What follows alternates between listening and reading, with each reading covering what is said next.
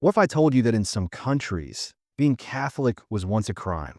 That people could be arrested just for praying?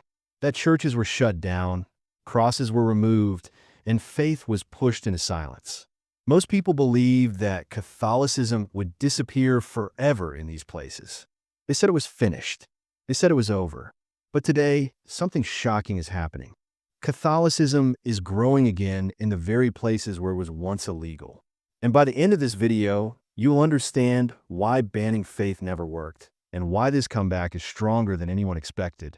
So stay with me till the end, because this story changes how we understand belief, power, and human courage.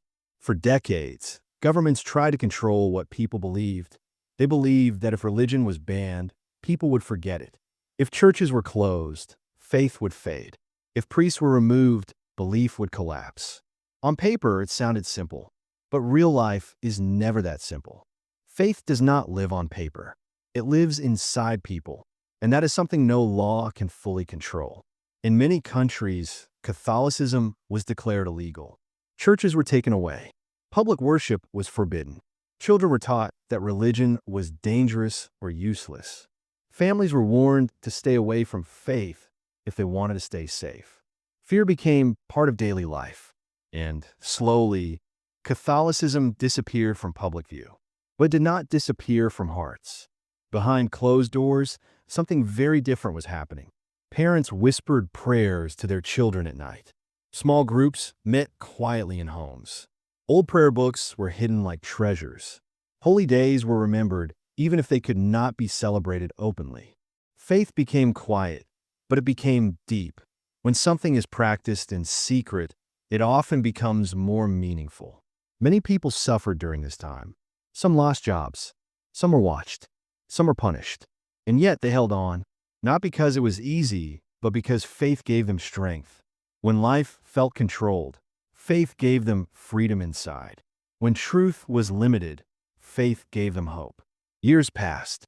In some places, decades passed. New generations were born who had never seen a church open freely. They grew up hearing only half the story. But even then, questions began to rise. Why did our grandparents believe so strongly? Why were they willing to risk so much? What was it that governments were so afraid of? Those questions mattered, because questions lead people to search, and searching often leads people back to faith. As time went on, cracks began to appear in strict systems. Control weakened. Borders opened. Information spread. People learned about the faith that had been hidden from them. And when restrictions finally eased, something unexpected happened. People did not walk away from religion. They ran back to it. Churches reopened, and they were not empty.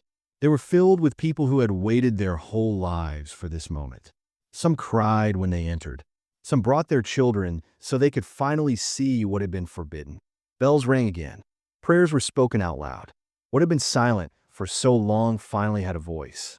And this is important, so stay till the end, because this growth was not driven by pressure. It was driven by choice. People chose faith freely, and faith chosen freely is powerful. In some countries, Catholicism returned slowly. In others, it grew faster than anyone expected. Communities rebuilt. New believers joined. Young people showed up in numbers that shocked experts. Many had no memory of the bans, yet they felt drawn to something deeper. They were not forced. They were curious, and curiosity became belief. One reason Catholicism survived is simple. It offered meaning when life felt empty. Political systems promised security but gave fear. Ideologies promised progress but left people lost. Faith offered answers to questions that power could not solve. Why do we suffer? What is the purpose of life? Is there hope beyond hardship? These questions never disappear, no matter how much religion is banned. Another reason is example. When people see faith survive under pressure, it leaves a mark. Courage speaks louder than words. Sacrifice creates curiosity. Many who once ignored religion began to ask why believers stayed faithful even when it cost them everything.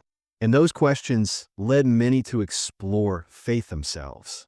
In places where Catholicism was once illegal, growth is still happening today. New churches are being built. Seminaries are opening. Community life is returning. This is not loud or dramatic growth. It is steady, and steady growth lasts. Even in countries where restrictions still exist, Catholicism continues quietly. Underground communities still meet. People still pray in secret. And every year, more people join. This proves a powerful truth.